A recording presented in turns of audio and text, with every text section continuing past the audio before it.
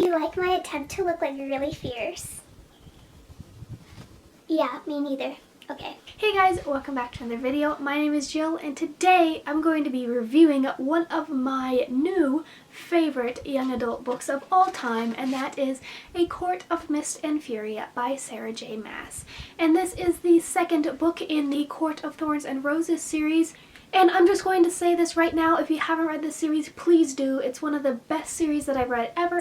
It's just so freaking good. So go back and read this series so that you can come back and watch this video, because I'm going to be spoiling things that happen in this book. So if you have not read either of these books, please leave now. But if you have read this book but haven't read this book yet, you can stay, because I'm going to be doing a spoiler-free portion and then a spoilery portion for this book. So if you haven't read this book yet, you can stay for now, and I will let you know when I'm about to talk about spoilers. So again, if you haven't read either of these books, please leave now. It's amazing. It's about fairies and it's just a wonderful series, and yeah, so go read it and come back. So I only have one other review up on my channel because I don't really like doing reviews. I just find it like really hard to communicate my thoughts in like a succinct, like not confusing, run-on way. But I had to do it for this book because, like I said at the beginning, it is now one of my all-time favorite books ever. It's so good. So this story picks up right after the events of A Court of Thorns and Roses. If you have forgotten, Feyre and Tamlin have just defeated Amarantha, and they got their powers back, and Feyre is now High Fae. And this book, if you didn't like the first book, give this book a try. If you loved the first book, give this book a try. Honestly, it is so much better than the first book. I loved the first book. I wanted to give it like 1,000,000 stars, I remember putting on Goodreads, but this book just blows that wonderful book out of the water. And I've seen so many reviews and read so many reviews about people who maybe didn't like the first book very much, loved this book, and vice versa. If they really loved the first book, they really loved this book too. So, for anyone out there who hasn't read this book yet, please go read it. It is dark, it is captivating. We get to see the Night Court, we get to see Rhys, who's like my favorite character of all time. I will get more into that later. But yeah, it basically picks up after the end of A Court of Thorns and Roses, and Feyre has her bargain with Rhys, if you remember from the end of the last book. So all that happens, and it should be like a really happy time, but Feyre has a lot of PTSD from the events from Under the Mountain, and I just thought that it was dealt with just so well. The characters were amazing. I loved the Night Court. I loved all the new characters we were introduced to. They were just a delight to get to know. So again, I'm going to be start talking about spoilery details, because I feel like if I say more than I already have, it might be spoilery. So yeah, go and read this book. I'm sure everyone out there has heard how many great reviews this book is getting. It is very well deserved. This book was fantastic. So yeah, leave now if you have not read this book, and read it and come back and discuss with me. Okay, so a spoilery discussion of A Court of Mist and Fury. I don't really have a lot of things to talk about just because this book is humongous and there is a lot to talk about. But the first thing I have to touch on is Feyre and Rhys's relationship. I loved them. In the first book, you know, I thought Rhys was an ass, but then I thought, well, he probably has some good intentions, but I loved Tamlin in the first book.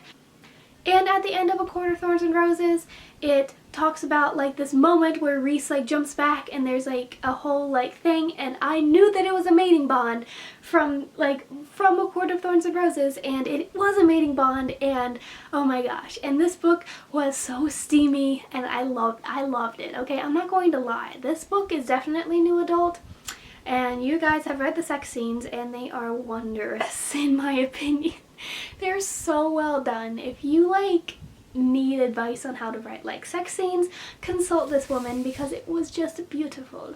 And just Rhys and Feyre are just amazing. They're like my new favorite people ever. I think they're so good for each other. I think they challenge each other, and I think they help each other grow, and I just think they are in a way more healthier relationship than her and Tamlin were.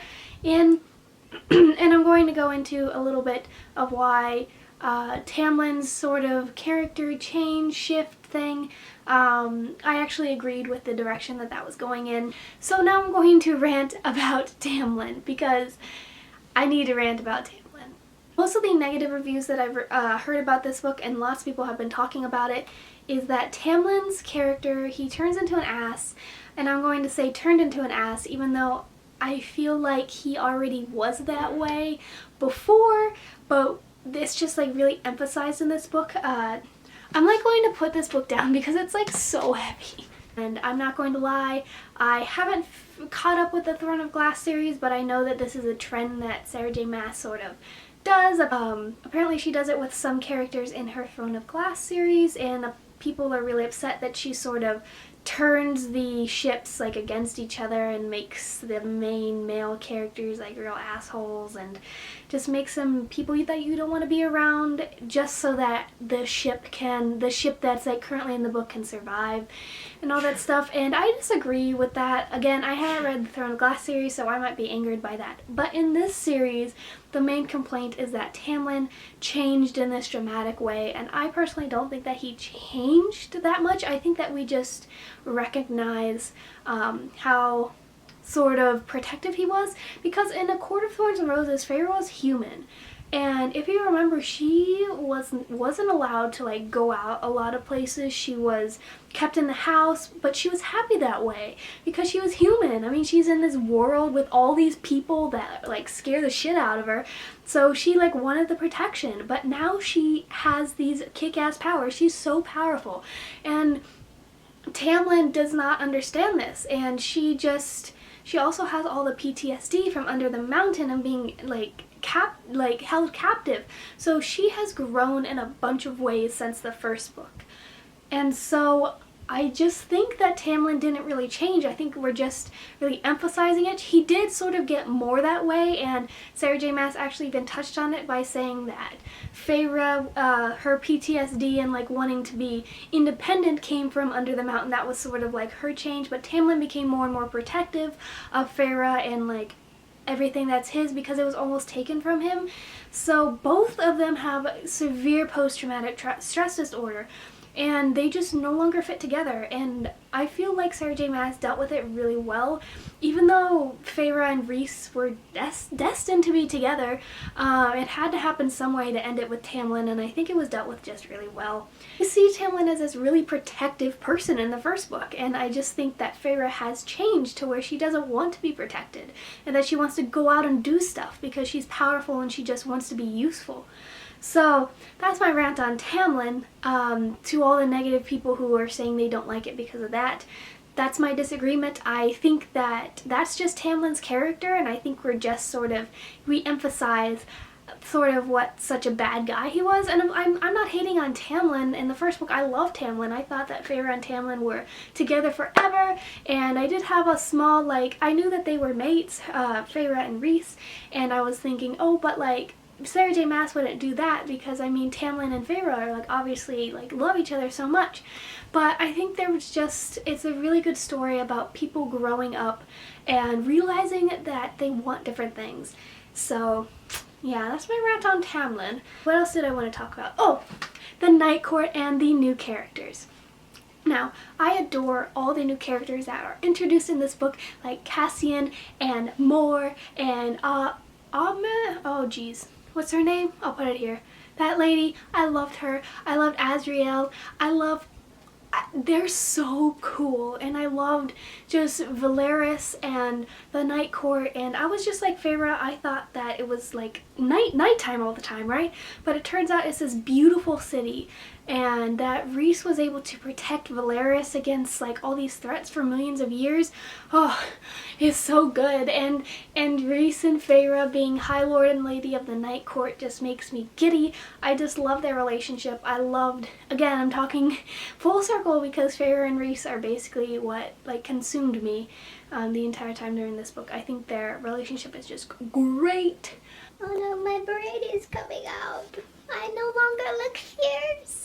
I just love them so much. I'm so excited for the third book because shit's going to go down, because that last scene with the King of Highburn, we know that like now Feyre's sisters are Fae, and like we know what she's capable of, Feyre, because this book was sort of her gaining her powers and learning about her powers. We know that it's going to go places. We know she's going to be badass in the next one, and I'm just ready. I am so ready for the last book, even though like I don't want it to end, but I like desperately need the next book. Just before I end this video, I just have to comment on this poster that I made about Feyre and Rhys. What you guys don't know is that when I finish a book that I really love, I have to make posters like with the male lead's name on it. Just like my hands, just really want to make posters with like quotes and stuff on them. I don't know if that's weird. I might do a separate video on like my whole process with that. But I made one for Rhys and Feyre, and I'm so proud of it. It's the one that I'm most proud of that I've made so far, so I was just going to share it because I really love it. Look at it! So I have the two names, and I have High Lord and Lady of the Night Court, and then I have like lots of quotes that are like on it, and like the stars and everything. So yeah, I'm very proud of it. The zoom might be messed up because I had to like move my camera and all that stuff, but there you guys have it. That is my sort of very rambly, choppy review of A Court of Mist and Fury. I'm sorry, that really wasn't well structured. I like made notes and everything, but it still ended up being like choppy and everything. But those are just sort of my fangirl thoughts. Thank you guys so much for watching. Comment down below if you have read this book and loved it, and also comment down below if you didn't like it, because I'll go with you. So yeah, I hope you guys all enjoyed. I will see you guys in my next video. Bye bye.